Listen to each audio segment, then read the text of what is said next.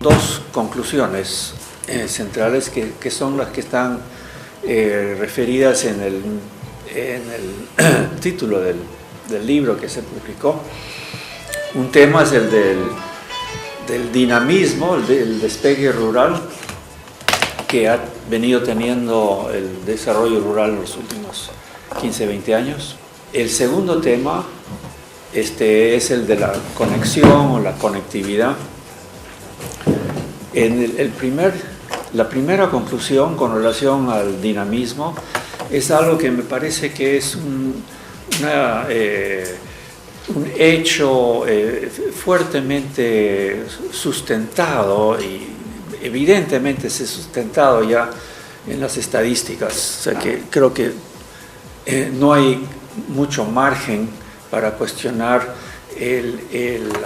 la conclusión, la afirmación final del libro de que hemos estado viviendo un periodo de extraordinario crecimiento en la producción y los ingresos rurales del país.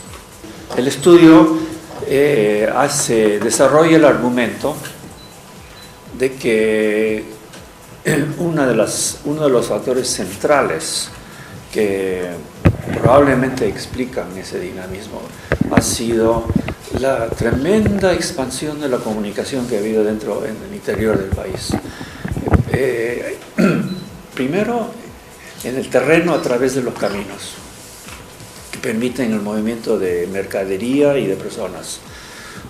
Y segundo, y más recientemente, a través de la telefonía de Internet, que es algo que recién está empezando a ser parte de la nueva vida rural del país, pero mucho de lo que vamos a ver se dio incluso antes de la repentina llegada del celular a casi todo el interior del país. Sin embargo, si bien se dio antes, es altamente probable que esta segunda ola tecnológica de facilidad comunicativa que representa el teléfono y el Internet también van a seguir impulsando, a darle quizás un segundo empujón muy fuerte a la economía rural. Un primer dato que está en esta primera lámina no se refiere directamente a lo rural, sino es una mirada a todo el país según dónde vive la gente, en términos del tamaño o grado de urbanismo que hay, o que llamamos los economistas el grado de aglomeración o la densidad poblacional, ¿no? En un extremo a la izquierda, lo menos denso es lo rural y todos los demás son urbanos, pero de creciente grado de densidad. Y en el extremo derecha tenemos a Lima. Y las barras lo que miden es la productividad de la gente. La productividad de una familia se mide aquí en función del ingreso de la familia, de lo que ellos mismos producen, venden, algunos fabrican, algunos venden su mano de obra, lo que sea. Pero de una o de otra forma, una o dos o tres personas en la familia trabajan y producen, y lo que reciben está en función de esa producción. Yo he sacado todas las transferencias. Lo que queda acá es solamente lo que la gente produce. Y eso es su productividad. Porque el valor de lo que la gente produce es lo que reciben como ingreso. Esa es una forma de saber cuál es la productividad de la gente. Según el cuadro, la productividad promedia de gente que vive en Lima es 4 veces más alta que la productividad promedia de gente que vive en el campo. Un poco menos de 4, entre 3 y 4 veces más alto.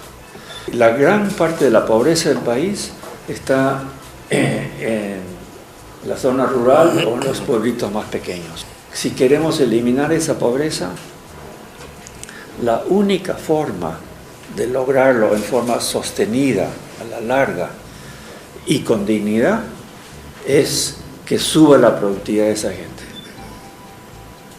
Se pueden hacer transferencias, ayudas, pero eso no soluciona a la larga el problema de la pobreza. Alivia, pero para solucionar la pobreza tiene que levantarse la productividad. La productividad es la base de la justicia social.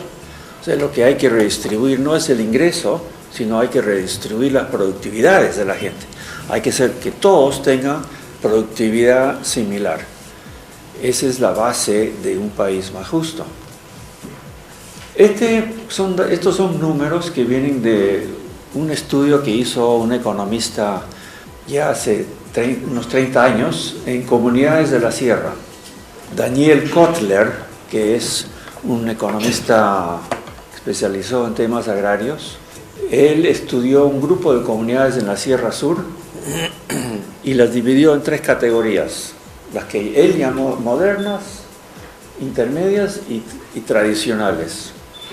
Y lo que descubrió es que valorizando casa por casa lo que producían, qué productos, con qué insumos, cuánto gastaban en los insumos, a dónde vendían sus productos, qué precio recibían, todo eso, les sale que el ingreso promedio de una familia en una comunidad que él llama moderna era 6.000 soles, mientras que el ingreso promedio en una comunidad que él llama tradicional eran solo 1.200 soles. Una diferencia enorme, extraordinaria. Y todos son comunidades rurales del altiplano. ¿Por qué tanta diferencia? ¿Qué cosa es moderna entonces? ¿Qué cosa es tradicional? Bueno, el moderno usa más insumos, gasta en insumos 982 soles, mientras que el tradicional casi no compra insumos. El moderno recibe más precio por su papa, 398, mientras que el tradicional recibe solo 301. Y hay otras diferencias similares. Pero, ¿qué es la gran diferencia de todo lo que es moderno y todo lo que es tradicional? La distancia a la ciudad. Las horas a la ciudad, un viaje a la ciudad de la comunidad moderna era 1 hora y cuarto o menos, media hora quizás. En las comunidades tradicionales que él estudió eran varias horas de viaje, 4, 5, 6 horas de viaje.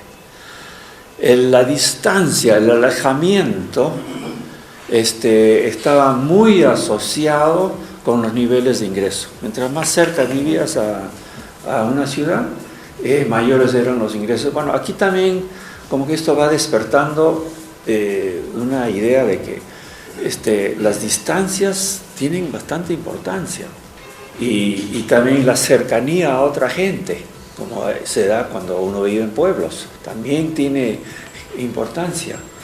O sea, lo que se llama aglomeración, o de un lado y de otro lado la dispersión, son factores importantes para entender el tema de la productividad y por lo tanto de la pobreza, ¿no? Entonces, estos los pongo como antecedentes para ir empezando a pensar más y entender la centralidad de la conexión.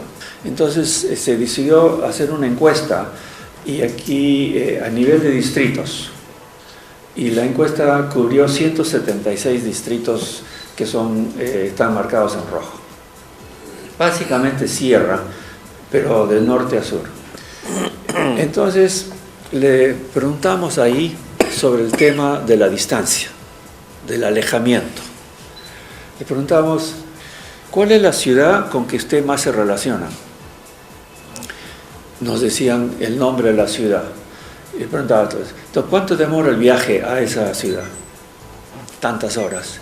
¿Y cuánto demoraba hace 5 años? ¿Y cuánto demoraba hace 10 años? Y lo que resultó es que hoy, o sea, en el 2011, cuando hicimos el estudio, el viaje promedio eran 4.4 horas. a la ciudad. Pero 10 años antes había sido el doble, 8.8, la línea roja, punteada. Ese es el promedio para todos esos distritos. Primero, los viajes eran larguísimos.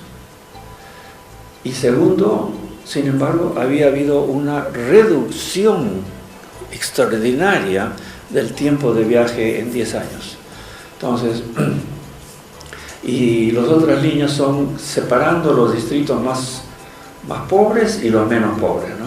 Incluso los más pobres estaban más lejos, la línea azul. Hoy día, en vez de 4,4 horas, el viaje de ellos era 5, o sea, a más distancia, más pobreza. Entonces lo que estamos viendo, también salió este dato de la encuesta, el jornal casi se ha duplicado en 10 años en todos estos distritos. Incluso el jornal ahora, ya en 2 años más tarde, ya es más de 21 soles en promedio. Y claro, hay tremendas diferencias en el Callejón de Huaylas, ya se pagan como mínimo 35 soles. Y hay muchas otras zonas agrícolas que están más cercanas a los valles de la costa, o a centros mineros, donde ya se está pagando mucho más que esto. Pero estos son distritos mayormente de los más perdidos en el país, los más alejados, los más perdidos. Y aún ahí se ha subido el jornal. También el precio de la tierra. El precio casi se ha duplicado en la hectárea en estos 176 distritos, que era necesario tener una idea más general de por qué se está dando este fenómeno de alza de producción, de menos distancia, de mayores jornales, mejores precios de tierra y de casas. ¿Qué es lo que está pasando en general y por qué, cómo es ahora en comparación con antes? Entonces, hicimos un trabajo de estadística a la grande, de todo. La idea fue entender la economía rural como un todo. Y hablamos de la economía rural, pero no tenemos estadísticas. El Instituto de Estadística no nos ha hecho una estadística de cuál es el PBI rural. Agrícola, sí, pero no el PBI rural. Entonces, esto fue un intento de hacer algo, aunque sea de lo más crudamente posible, pero para tener una primera idea del PBI rural, o ingreso total rural. Y eso es lo que tratamos de hacer aquí, y para esto nos fuimos hasta el año 1900, y comparamos 2 periodos, de 1900 hasta 1994, y de 1994 para acá. ¿Y por qué agarramos el 94? Porque mirando las estadísticas, sobre todo las de producción agrícola, se veía que ahí la cosa cambia. No exactamente en el año 90, pero en los primeros años de los 90. Esta es la producción agrícola. Entonces uno ve que del 70 al 2000, a 1900, casi hay un estancamiento en la producción agrícola, especialmente en la sierra. Pero que a partir de los 90 empieza a haber, sobre todo mediados de los 90, cambia la cosa radicalmente en términos de tendencia. Se dispara la producción agrícola nacional, y también, si uno mira solamente los 9 departamentos o regiones que son los más serranos, ese es el dato rojo de la sierra, que también se dispara. Esta es la producción agropecuaria en total.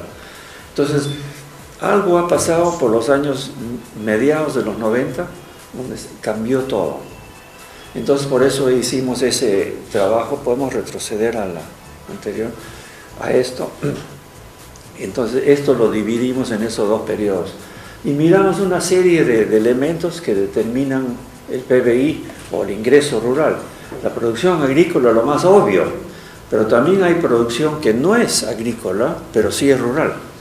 En el campo siempre hay comerciantes, transportistas, artesanos, etc. Gente que da servicios. Entonces había que incluir eso. El resultado es este. Este es el resumen de ese dato de PBI. El resumen es este, que de 1900 hasta el 94 el PBI o ingreso total rural crecía a solo 1 y pico %. En los últimos 15 años más o menos está creciendo a 7%. O sea, es un cambio absolutamente extraordinario. Ahora, ese 1,4% del periodo anterior es de todo lo rural. Entonces, mucho de eso se estaba dando en la costa nomás, porque el rural también tiene una costa, la costa tiene una población rural y una producción rural. Y ahí es donde esa ha sido la parte más dinámica de esos años. Entonces, en la sierra probablemente era menos de 1%. Pero en la sierra hoy es 7%, porque ese 7% no solo se da en la costa, sino también en la sierra. Entonces es un cambio drástico. Una parte de esa mejora está viniendo de transferencias, que es un detalle que mencioné en este cálculo del PBI, pero se ve aquí que la cifra de arriba, el total, esa es la proporción del ingreso del PBI rural que recibe en la forma de transferencias, no de su producción, sino de transferencias, que antes no era casi nada, 2%, hoy día es 28%. O sea, es una parte enorme. Eso es que son, bueno, ahí he incluido lo que el Estado gasta en educación, porque eso es uno diría, bueno, eso se gasta en general, pero sí es algo que recibe la población rural. Lo mismo salud y obras también, que antes no eran nada. Entonces, y lo otro son transferencias, el 7.7 son transferencias del Estado en la forma de juntos, programas alimenticios, etc. Sumando todo, llega a ser bastante. Entonces, lo que ha habido aquí es una revolución productiva, porque el PBI agropecuario ha saltado, y a eso se ha sumado una revolución política, porque detrás de esto realmente estamos hablando de una situación política, que el campo ahora recibe mucho más de lo que recibía antes de las ciudades. Entonces, y eso detrás de eso es política, porque la gente no regala así nomás, sino se ve obligada, porque así es la conformación, la estructura política del país hoy.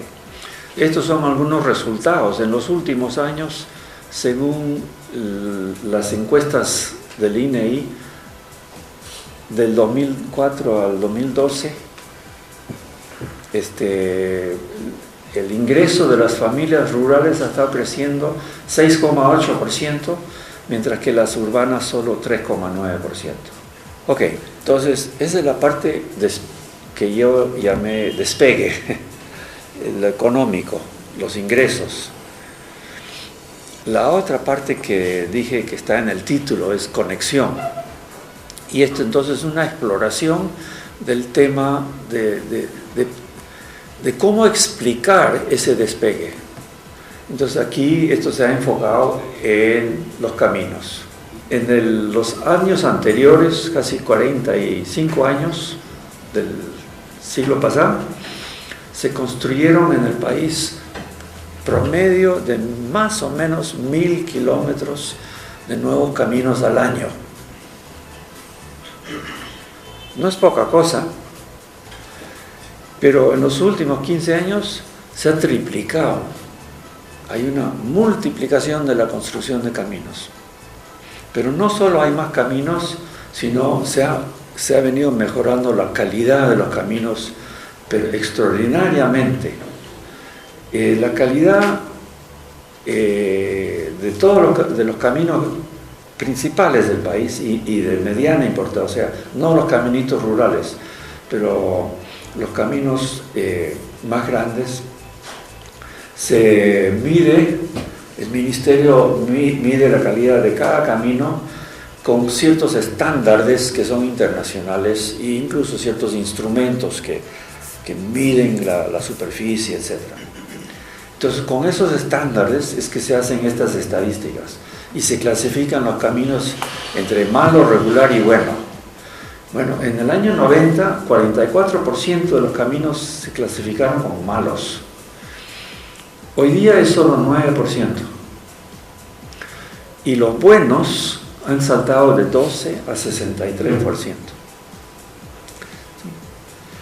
Lo que hay es también se podría usar el término revolución en cuanto al mantenimiento de los caminos en el país.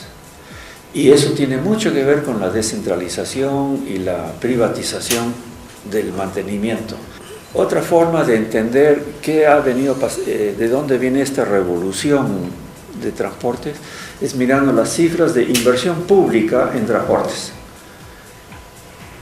El porcentaje de toda la inversión pública dedicada a transportes se ha doblado desde los años 70 a hoy. De 16%, hoy ha pasado a 32%. O sea, el país le estamos dando muchísima más importancia al transporte. Y eso para mí también tiene su explicación política, porque el transporte es algo sumamente democrático. Porque si la gente que vive en Lima, ¿qué tanto?